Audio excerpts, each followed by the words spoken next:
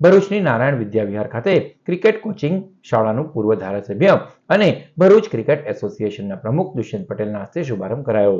ભરૂચની નારાયણ વિદ્યાવિહાર શાળા દ્વારા ભરૂચમાં સૌપ્રથમ વખત પ્રયોગ શૈક્ષણિક હેતુસર ક્રિકેટ કોચિંગની શરૂઆત કરવામાં આવી રહી છે.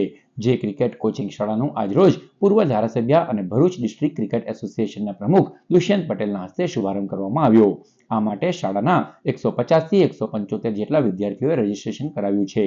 આ કોચિંગ વ્યવસ્થામાં જાણીતા ક્રિકેટ જગતના ભરૂચના ક્રિકેટ કોચ સુધીર હાંસોટી કોચિંગની સેવાઓ પૂરી પાડશે. આ કોચિંગ શાળામાં કોચિંગ મેળવનાર બાળકો ભવિષ્યમાં આઈપીએલ કે રણજી તથા જિલ્લા અને રાજ્યની કક્ષામાં રમશે તેવો આશાવ્યક્ત કરી શાળાના આચાર્ય ડોક્ટર મહેશ ઠાકરે શુભેચ્છાઓ પાઠવી હતી. મારું નામ છે વ્યાસ દારા.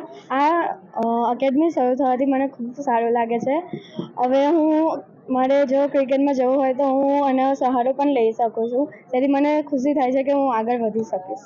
ભરૂચ નારાયણ વિદ્યાવિહાર બોલાવમાં સ્કૂલ ખાતે ક્રિકેટ કોચિંગની એકેડમીની આજે શરૂઆત કરવામાં આવી છે. સ્કૂલની અંદર ભણતા વિદ્યાર્થીઓ માટે અને વિદ્યાર્થીઓ માટે એ ક્રિકેટની તાલીમ મળે એ માટે આ એકેડમી શરૂ કરવામાં આવી છે.